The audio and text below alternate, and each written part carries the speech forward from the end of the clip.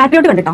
Patriot cinema announce ചെയ്ത ആ സമയത്ത് ഭയങ്കരമായിട്ട് എക്സൈറ്റഡ് ആയിരുന്നു കാണാൻ വേണ്ടി. അപ്പോൾ ഇന്നലെ ബുക്ക് ചെയ്ത് പോയിട്ട് കണ്ട് വൈകിട്ട് 4:30 ഷോണ് കണ്ടപ്പോൾ കാണേണ്ടിയിട്ടില്ലാന്ന് തോന്നി. ഈ പഴയ ഒരു ടിപ്പിക്കൽ സ്റ്റോറി പുതിയ കുപ്പിയിലാക്കി കൊണ്ടുവന്നിരിക്കുകയാണ്. കുറേ പോസിറ്റീവ് ആയിട്ടുള്ള ആക്ടേഴ്സിനെ വെച്ചിട്ട് ചെയ്തിരിക്കും. അപ്പോൾ മമ്മൂട്ടി മോഹൻലാൽ എങ്ങനെ ഇങ്ങനെ സ്റ്റോറി ചെയ്യാൻ വേണ്ടി സമ്മതിച്ചു എന്നുള്ളതാണ് ഇതിന് മനസ്സിലാവാത്തത്. മോഹൻലാൽ ഫാൻസിനും മമ്മൂട്ടി ഫാൻസ് ഒരു തമ്മിൽ ഫാൻസുകാർ തമ്മിൽ അടിണ്ടാവുമെങ്കിലും കൂടി ചില രംഗങ്ങളൊന്നും അവർ ഒരിക്കലും അക്സെപ്റ്റ് ചെയ്യാത്ത സീൻസും കാര്യങ്ങളൊക്കെ അങ്ങനെ സീൻസൊക്കെ വന്നു പോകുന്നത്. എങ്ങനെ മോഹൻലാൽ മമ്മൂട്ടി സ്റ്റോറി ഒക്കെ സെറ്റ് ചെയ്ത് ചെയ്യാൻ വേണ്ടിയിട്ടുള്ളതാ?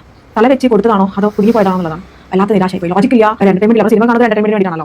മനസ്സിലാക്കി തിയേറ്ററിൽ കാണുന്നില്ല. നമുക്ക് കൂട്ടിയിട്ട് കാണാൻ ടി വിയിൽ കണ്ടാൽ തിയേറ്ററിൽ പോയി കാണുന്ന സമയത്ത് അതിനൊരു വാല്യൂ ആണ്. ഇതൊന്നുമില്ല, ലോജിക്കില്ല, എന്റർടൈൻമെന്റ് ഇല്ല. അത്യാവശ്യം ഒരു നമുക്ക് ഇമോഷൻ ബോണ്ട് തോന്നുന്നത് ഒന്നിലും സങ്കടം വരില്ല, സന്തോഷമാണ്, കോമഡി വേണം, ഒന്നും ഇല്ലാത്തൊരു സിനിമയെ. രണ്ട് ലെജൻസ് മമ്മൂട്ടി മോഹൻലാൽ കുറേ വർഷങ്ങൾക്ക് ശേഷം ഒരേ സ്ക്രീൻ പങ്കിടുന്ന കുറച്ച് നിമിഷങ്ങളും സീൻസ് ഒക്കെ ഉണ്ട്. അത് കാണാം, അത് ഇഷ്ടമുള്ളത് കാണാം. എന്നല്ലാതെ ഇപ്പോൾ പറഞ്ഞ പോലെ സിനിമ വരുന്ന സമയത്ത് ഉണ്ടായിരുന്ന പാട്രിയോട്ട് എന്നുള്ള ഒരു വാക്കിലുണ്ടായിരുന്ന ഒരു ഗുമ്മുണ്ടായി. പക്ഷേ ആ ഒരു സാധാരണ സിനിമ കാണുമ്പോൾ എനിക്ക് ഫീൽ ചെയ്തില്ല. എനിക്ക് ഞാൻ സിനിമ കാണുന്ന സമയത്ത് ഞാൻ ഫാമിലി പോയിട്ട് കണ്ടത് ഒരു എൻഡിന്റെ തൊട്ട് മുന്നേ ആയിട്ട് ആൾക്കാർക്ക് ഇറങ്ങി പോകുന്നുണ്ടായിരുന്നു. താല്പര്യം ആൾക്കാർക്ക് ഒരു ഇഷ്ടമായിട്ടില്ല എന്നുള്ളത് പക്ഷേ മിക്കാണ് എനിക്ക് ആ ഫിലിം കണ്ടപ്പോൾ കാണുന്നുണ്ടായില്ല എന്നുള്ള തോന്നലേക്ക്. അങ്ങനത്തെ ഇഷ്ടമായിട്ടില്ല എന്ന് പറയാം. പക്ഷേ നമുക്ക് വേണ്ടായിരുന്നു തോന്നുന്ന ഒരു സന്ദർഭമുണ്ടല്ലോ, അങ്ങനത്തെ ഒരു ഇതായി പോയി.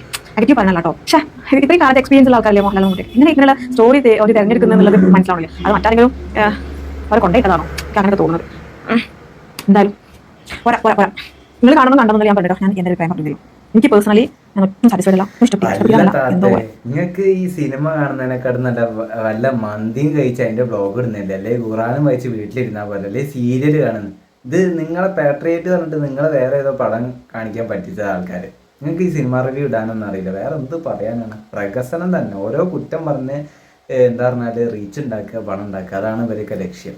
നല്ല സിനിമയെ നശിപ്പിക്കല്ലേ പ്ലീസ്.